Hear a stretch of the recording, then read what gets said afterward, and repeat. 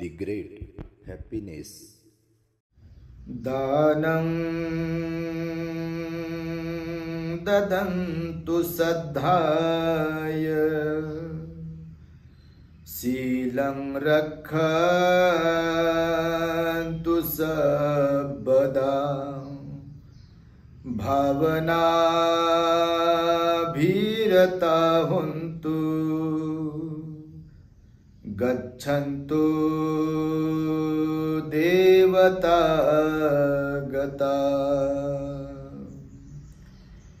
संपूर्ण जगाला ज्यांनी सुख शांती मानवता तथा दुःख मुक्तीचा आर्य संदेश दिला, असे ते दुःख मुक्तीचे मार्गदाता दुःख मुक्त महामानव महान कारुणिक तथागत भगवान सम्यक संबुद्ध तथागतांनी आपल्या शुद्ध प्रज्ञेतून निर्मिलेला सद्धम्म आणि त्याच सद्धम्माचा गेली 2500 वर्षांपासून सातत्याने अहोरात्र प्रचार आणि प्रसार करणारा पूजनीय भिक्खू संघ, ज्यांच्या महान आणि असीम त्याग प्रभावामुळे आपल्याला जो हा अनमोल असा बुद्ध धम्म लाभला आणि ज्यांच्यामुळे आपल्याला हे एवढे मोठे वैभव प्राप्त झाले, असे महान युग प्रवर्तक भारतीय राज्यघटनेचे प्रमुख शिल्पकार परमपूज्य बोधिसत्व डॉक्टर बाबासाहेब आंबेडकर आणि सर्वच परिवर्तनवादी संत महापुरुषांच्या महान अशा विचारांना स्मरून आज या वर्षावासातील मंगलमय दिनी आपल्या धम्मदीप बुद्ध विहारामध्ये उपस्थित असलेल्या सर्व श्रद्धावान उपासक उपासिका बालक तथा बालिकांनो, सर्वप्रथम तुम्हा सर्वांच्या प्रती सद्भावना मंगल मैत्री व्यक्त करून आजच्या धम्मदेशनेला प्रारंभ करीत आहे। आपण सर्वांनी शांत एकाग्र आणि श्रद्धायुक्त चित्ताद्वारे आपल्या हित सुखाकरिता या धम्मदेशनेला श्रवण करावे, ग्रहण करावे। आपण आज 10 पारमितांच्या संदर्भामध्ये माहिती धम्मचर्चा करणार आहोत। खरं तर बोधिसत्व डॉक्टर बाबासाहेब आंबेडकरांनी 14 ऑक्टोबर 1956 साली जेव्हा आपल्याला बुद्ध धम्माची दीक्षा दिली, त्या दीक्षेच्या वेळेला बाबासाहेबांनी भारतीय बौद्धांना त्यांची आचारसंहिता म्हणून 22 प्रतिज्ञा दिलेल्या आहेत आणि त्या 22 प्रतिज्ञेमध्ये एक प्रतिज्ञा आवर्जून बाबासाहेबांनी टाकली आहे, ती म्हणजे मी भगवान बुद्धांनी सांगितलेल्या 10 पारमिता पाळेन। अशा प्रकारचा उल्लेख 22 प्रतिज्ञांमध्ये आलेला आहे।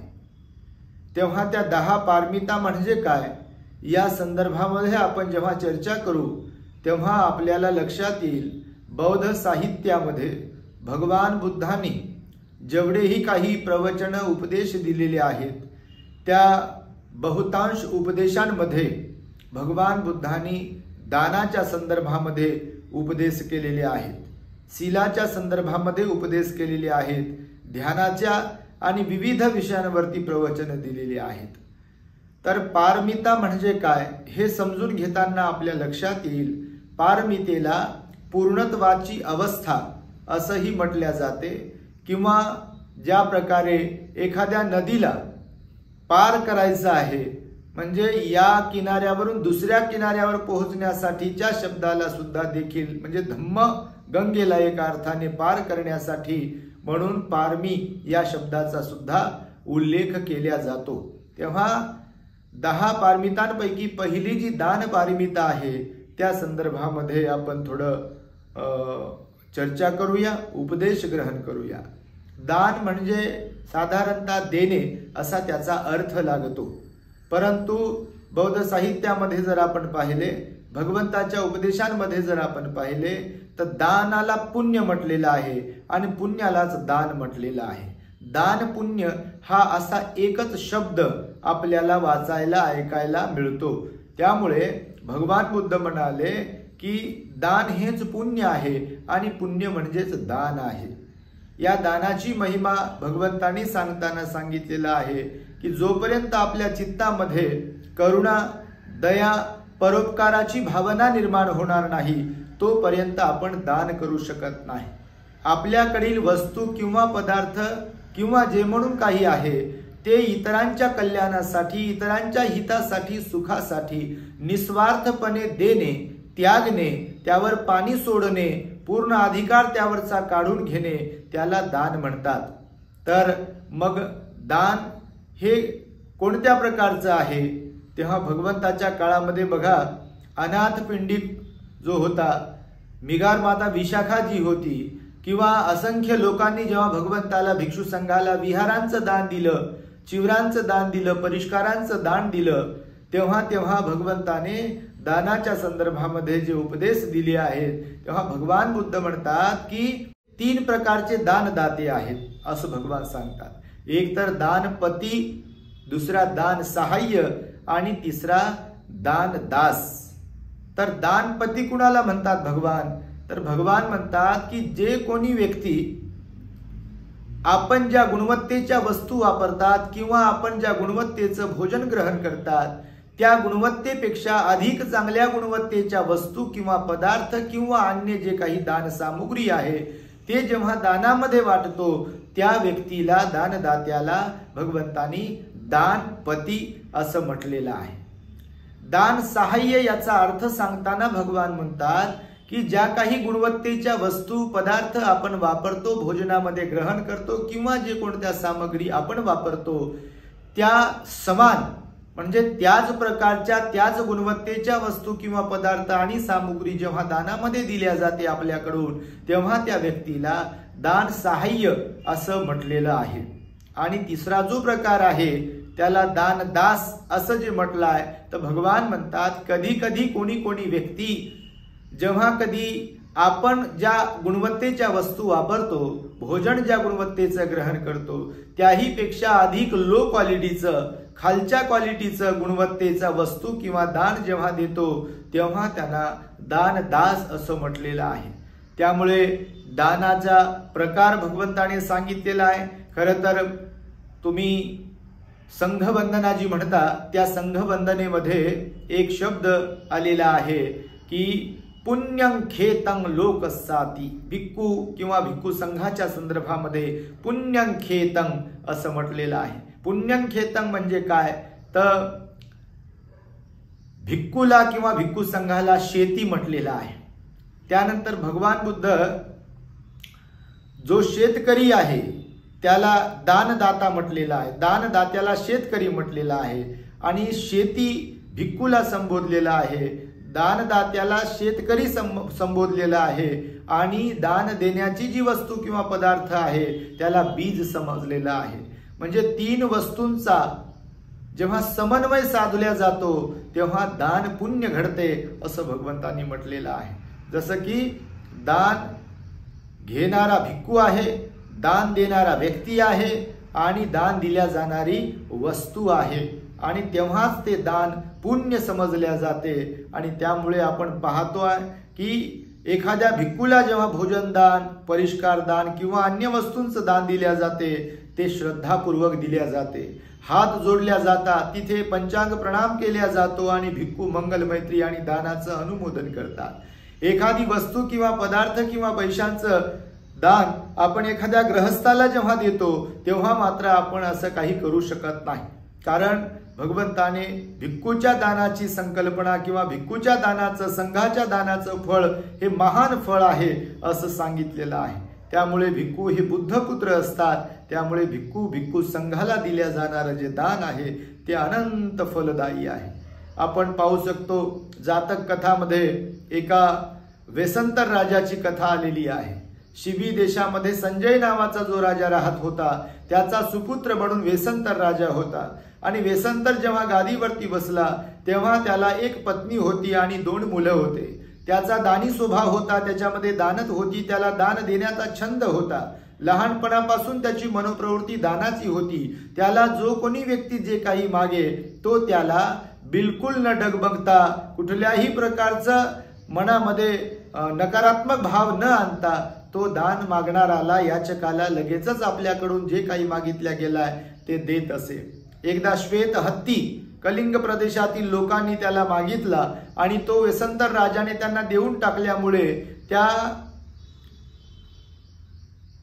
त्याच्या प्रदेशातील म्हणजे शिबी प्रदेशातील जी काही जनता आहे, जी त्या वेसंतर राजाला आपल्या पित्या समान मानत होती, ती त्यांच्यावरती क्रोधित होते आणि त्यांची कंप्लेंट त्यांच्या वडिलांकडे म्हणजे संजय राजाकडे करते आणि संजय राजाला सांगते की वेसंतर राजाला आपल्या राज्यातून देश त्याग करायला लावा। तेव्हा वेसंतर राजा आपली पत्नी आणि 2 मुलांसह वक पर्वतावरती जाऊन राहतो, पर्णकुटी बनवून राहतो। तिथे राहता असताना देखील एक व्यक्ती त्याच्याकडे त्याची मुलं दास आणि दासीचं काम करण्यासाठी म्हणून मागण्यासाठी येतात आणि राजा वेसंतर त्या दोन्ही मुलांना त्या दान मागणाऱ्या याचकाकडे सोपवून देतो।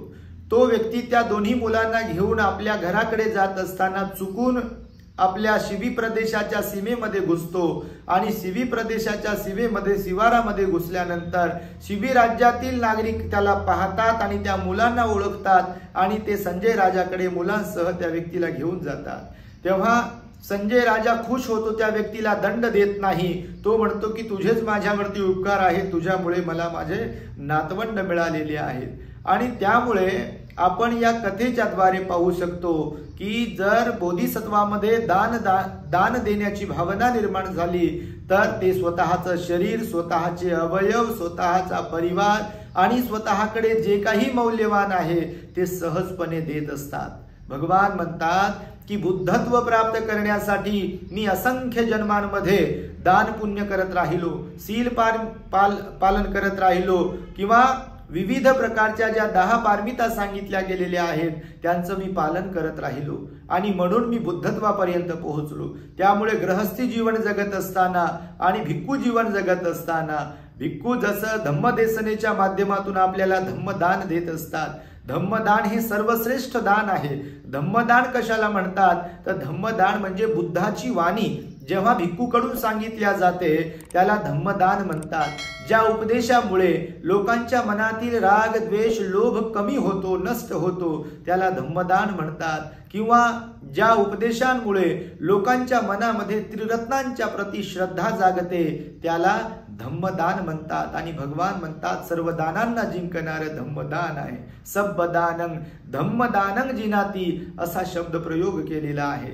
त्यामुळे आपण सदैव आपल्या जीवनामध्ये जे म्हणून काही आपल्याला दानामध्ये देता येईल ते दान करण्याचा प्रयत्न केला पाहिजे। आपली पुण्य पारमी वाढवली पाहिजे, कारण पुण्यच आपल्याला संकटकाळी साथ देऊ शकते।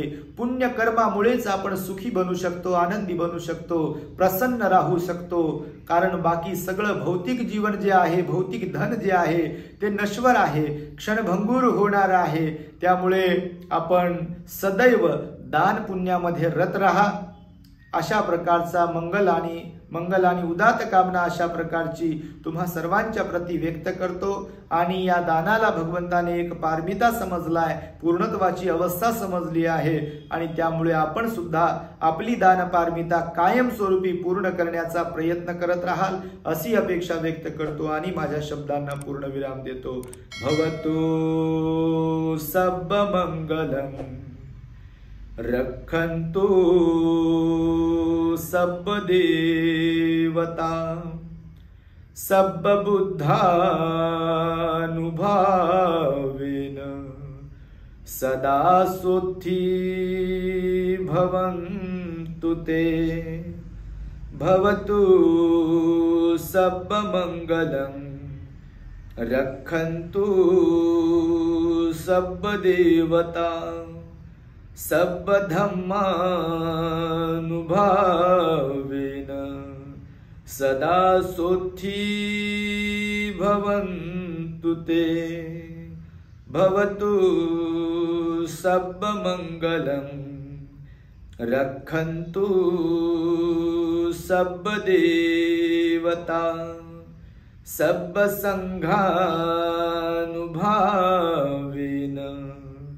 सदा सुखी भवन्तु ते।